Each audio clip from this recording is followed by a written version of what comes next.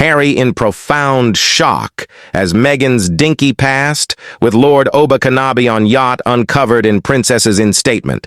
Place of Windsor might have cut the Sussexes unfastened, yet in Lagos last Sunday, well-off rulers with goodies in hand, gifts and titles, were successfully contending to guarantee Meghan for their own regal families.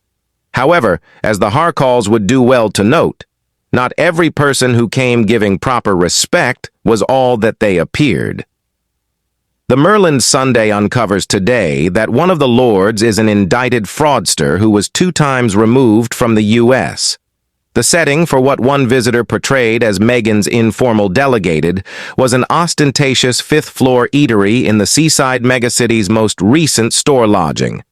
Scarcely the royal chamber at Buckingham Castle, yet there was an honorary pathway, display trumpets, and no deficiency of function. Rulers ventured from all sides of Africa's most crowded country to respect Mrs. Markle.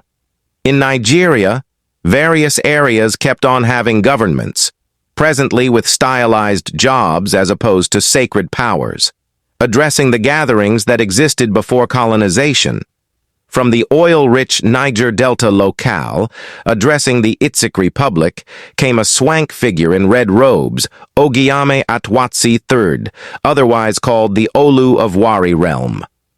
Hitched to a tycoon's girl, he drives a Bentley, and much regarded as one of the country's most extravagant lords. Meghan has uncovered just that. She's 43% Nigerian.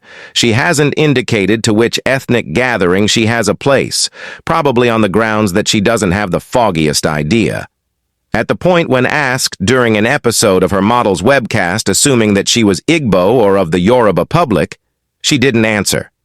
Not to be outperformed, in the meantime, Oba Abdulrasheed Adewale Akanbi, the 56-year-old Oluwo of Iwoland in western Nigeria, then became the overwhelming focus. Receiver close by, he went to Meghan, who was strolled down the passageway on a big day by Lord Charles, and said, "Say thanks to God you're one of us." As the Sussexes remained before the situated visitors, Akanbi made a demonstration of introducing them a progression of gifts, including neckbands and armbands and robes designed from hand-woven texture. Furthermore, marking his own kin's case on the Duchess, he presented to her the Yoruba name Adekadkumbol, meaning sovereignty from across the oceans. In all honesty, Oba Abdulrasheed Adewale has known Meghan since before they were on a yacht together. It's hazy, regardless of whether Meghan served him. However, he's a fraudster 2 times expelled from the U.S., with a long crook record and a clearly dull past. Oba's a different criminal, prohibited from the U.S., blamed for assault, brutal maltreatment, coercive control, and being a bum father by an ex.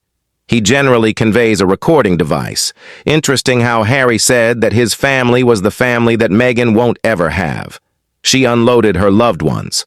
Also, presently, their new family are Nigerian lawbreakers. The line about the Sussexes had no suspicion they were being feted by a fraudster drives me mad in light of the fact that it attempts to let them free. Like, how is it that they could have known? This is the sort of stuff that ought to be screened by qualified staff. They must look at who they're meeting with to ensure individuals are all good. Simply more evidence that they truly couldn't care less about the nature of the organization they keep as long as they get an advantage from it of some sort.